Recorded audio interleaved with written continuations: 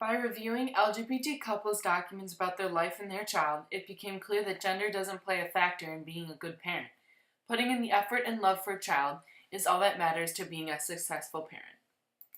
My topic is on how LGBT couples should have a right to parent and adopt children.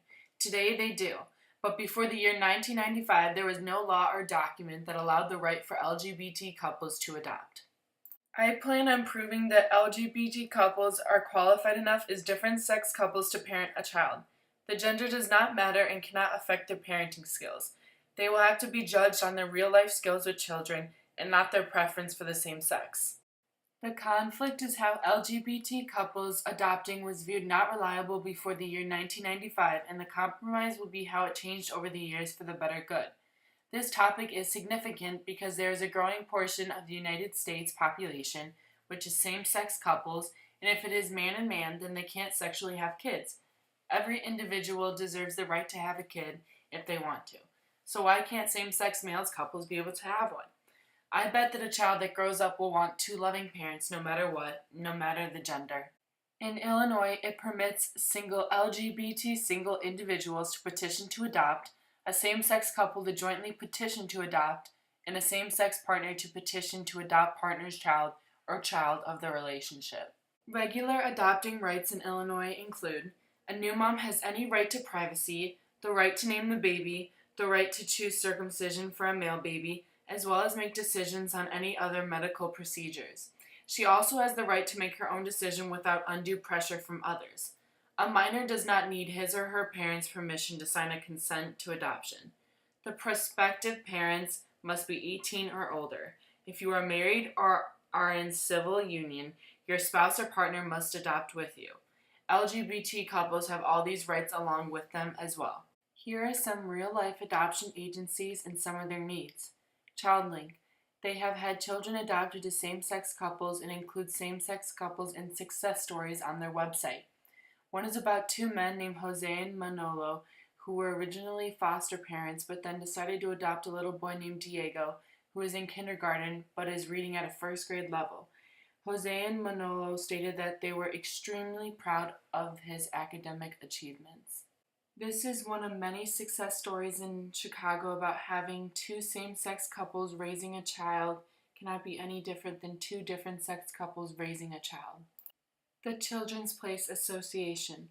They actively work with LGBT individuals and couples, include sexual orientation and non-discrimination policy, and addresses issues of sexuality and client rights and grievance policy.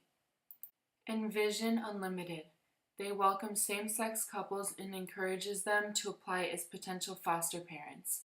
These three adoption agencies are found in Chicago, Illinois, and they allow LGBT couples to adopt.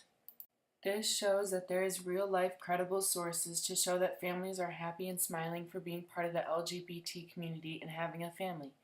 These pictures appeal to our eyes as a loving and caring family who do fun things together. Illinois has recognized the right to adopt for LGBT couples and singles since 1995.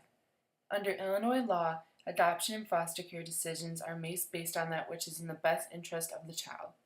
While many factors go into consideration of this standard, prospective parents' sexual orientation and marital status are not to be considered against the prospective parents. Please know that any agency that receives public funds cannot deny you service because you are LGBT or because of your civil union or marriage status. It wasn't until the 1970s and 1980s that gay adoption and gay civil rights in general started to mark monumental events. As LGBT individuals began fighting for their right to marry and have children, they also faced discrimination from heterosexual and homosexual individuals. Once it became more common to see LGBT families with children, society's views shifted towards the positive. They started having children through fertility services like surrogacy and insemination. However, it remained illegal in many states for same-sex couples to adopt a child together if they were not married. On April 6, 1999, the American Civil Liberties Union produced an overview of lesbian and gay parenting, adoption, and foster care. There is no evidence to suggest that lesbians and gay men are unfit to be parents. Home environments with lesbian and gay parents are as likely to successfully support a child's development as those with heterosexual parents. Good parenting is not influenced by sexual orientation. Rather, it is influenced most profoundly by a parent's ability to create a loving and nurturing home, an ability that does not depend on whether the parent is gay or straight. There is no evidence to suggest that the children of lesbian and gay parents are less intelligent, suffer from more problems, are less popular, or have lower self-esteem than children of heterosexual parents. The children of lesbian and gay parents grow up as happy, healthy, and well-adjusted as the children of heterosexual parents. A study was done at Boston University and it states, the report cites estimates that gay couples and single parents are raising almost 2 million American children.